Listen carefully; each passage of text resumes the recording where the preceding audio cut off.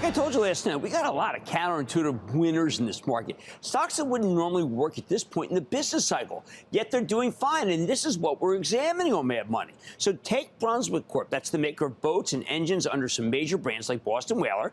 Brunswick doesn't feel like it should be working here.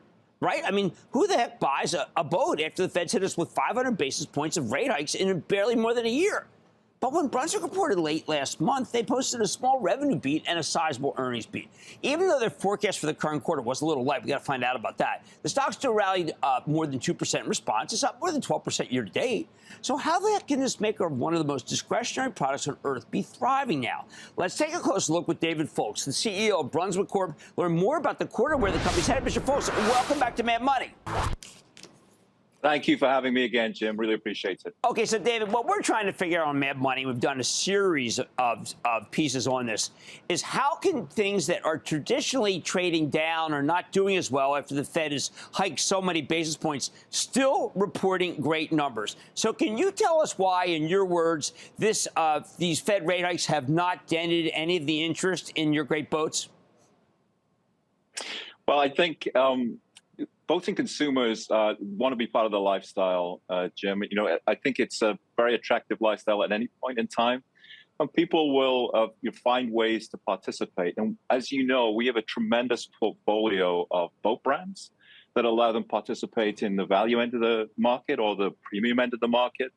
And we've even got alternatives to ownership like Freedom Boat Club, where they can participate on a subscription basis. So I think our portfolio really helps in those circumstances. What I would say is that we have seen more strength, I guess, and more resilience in the more premium parts of the marketplace, brands you'd be familiar with like Boston Whaler and Sea Ray, and a bit more pressure on some of the value segments. Okay, so let's go over what the value segments to be sure that we're all okay. When you say pressure, I mean, you did say that sales would be flat to up slightly versus Q2, but you are concerned that this particular quarter may be a tougher one. Are you seeing things still come together? Yeah, I think generally we are really, so we'll sequentially expect to improve earnings per share. But the comps really get better for us in the back half of the year. This is the more difficult comps. You remember early last year, obviously, interest rates earlier in the year were much lower. Right. Inflation wasn't such a big factor. As we got later in the year, inflation was higher, interest rates were higher.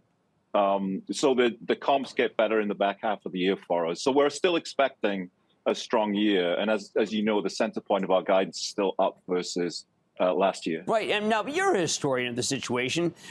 Isn't it highly unusual at this point in the interest rate cycle to have still be projecting up numbers and be pretty confident that you're going to hit both the sales and the earnings numbers? Yeah, I think, part of our story, Jim, and you know it well, is some of the secular trends, some of the levers that we can really pull versus the market. So we have invested heavily in our engine product line, our Mercury Marine product line, bringing out a lot of really advanced high horsepower engine product on V10 or V12 engines, nothing like them in the marketplace. And demand is incredibly strong for those products. We have invested in the parts of our boat product line that are really working well for us. For example, opening a second whole plant for our Boston Whaler brand, which is very strong in the premium segment, and then also investing in things like Freedom Boat Club, as I mentioned.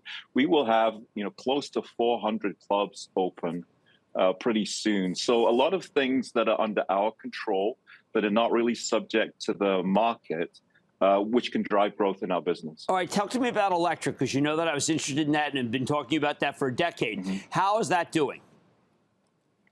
It's doing well. We're just entering that marketplace, but we have an extremely strong and exciting product line from Mercury Marine called Avator.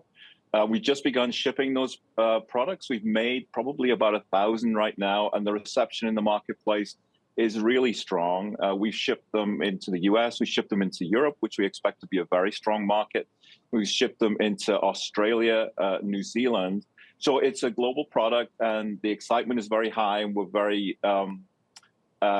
expecting great things from that product line. We still expect it to be mainly in the lower horsepower segments that electrification really takes off versus the high horsepower where we've got those big new products like the V10 and the V12. And then at this point, I would have thought that it would have been the engine parts and accessories that have been making all the money for you. Now, they're good, but not as strong as new boats, huh? Yeah, it really depends on the horizon you look over, Jim. Engine parts and accessories in our Navico group were down a bit more than 10% versus a very strong comp in Q1 of last year.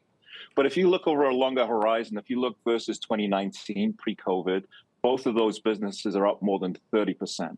Wow. So we're seeing some overlap of various dynamics. I think I saw a segment that you did, Jim, just a couple of months ago on retailer stocking trends and destocking trends. And obviously, we're seeing some of those dynamics where our retail partners built up a lot of inventory during the supply chain crisis when they didn't know when the next shipment was necessarily going to arrive.